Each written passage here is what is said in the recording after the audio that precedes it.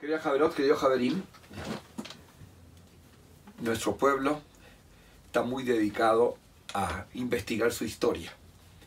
Y hay capítulos de la historia que no son conocidos y que cada tanto alguien empieza a descubrir.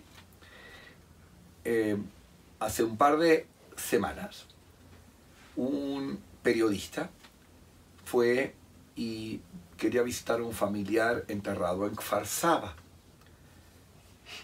Aquí, qué sorpresa, va al cementerio de Kfar Saba y de repente ve 240 tumbas sin nombre en el cementerio de Kfar Saba. 240 tumbas anónimas, sin nombre.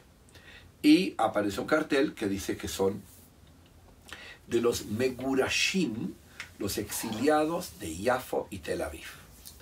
Lógicamente, entonces empieza a averiguar un poco y quiere la historia completa. Resulta que en la Primera Guerra Mundial ya había, es decir, teníamos judíos nuestros viviendo en Yafo. Yafo es al sur de Tel Aviv. Tel Aviv fue fundado un par de años antes, pero en Yafo ya había población árabe y judía. Resulta que en la Primera Guerra Mundial estaban enfrentados el Imperio Turco Otomano y los ingleses. Entonces, en un momento, el Imperio Turco quería dejar la zona costera sin presencia judía, con el pretexto que los quería proteger en caso que vengan los ingleses, sea una guerra, y dan un edicto en el mes de abril 2017, un par de días antes de Pesaj, un edicto de desalojo de los judíos de Yafo. Tenían que irse. 10.000 judíos vivían allá. Algunos se la habían presentido y se habían ido ya a Egipto. En aquel tiempo había buena circulación con Egipto. Entre las familias que se fueron a Egipto son las más pudientes. Los menos pudientes se quedaron ahí y aguantaron. Entre las que se fueron a Egipto estaba la abuela del presidente Isaac Herzog, el que está ahora de presidente de Israel. Ellos se fueron a Egipto y no sufrieron.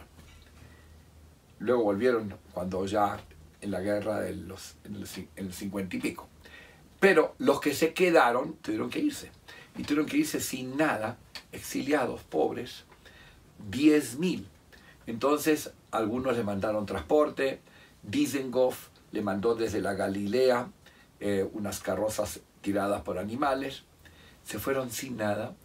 Y algunos, 1.500, llegaron a Kfar Saba. Y la Kfar Saba era, en ese momento, una localidad muy pequeña. No había suficiente comida.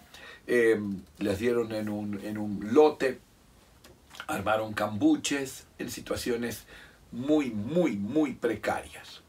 Y de estos 1.500 empezaron a enfermarse. Estamos en 1917.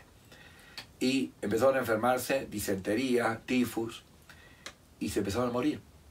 No había comida, no había condiciones higiénicas, y se fueron muriendo, y en la medida que se morían, los colocaban como en fosas comunes. No tenían infraestructura para mejorar la situación. Y cuando terminó la Primera Guerra Mundial y ya los ingleses hicieron el mandato británico en la zona de Palestina, entonces cogieron a estos cadáveres que no se sabía su nombre, ni se sabía nada de ellos, pero por lo menos les dieron un entierro en el nuevo cementerio que estaban organizando en ese momento. Y de ahí son los 240 tumbas anónimas de los Megurashim. Ahora, no solamente en Kfar Saba, llegaron a Tzfat 100, a Damasco, Siria, 75, y donde más llegaron también fue a Tiberias. Lo que eso era lejos ya, desde irse desde la zona de Tel Aviv, Yafo, hasta Tveria, en burro o en carroza realmente. Y esta es la trágica historia de 240 fallecidos, 1917, cuyas tumbas quedaron anónimas. Shabbat Shalom, y que pronto tengamos, en vez del ayuno de Tisha B'Av, un día de fiesta con la llegada mesiánica. Amén.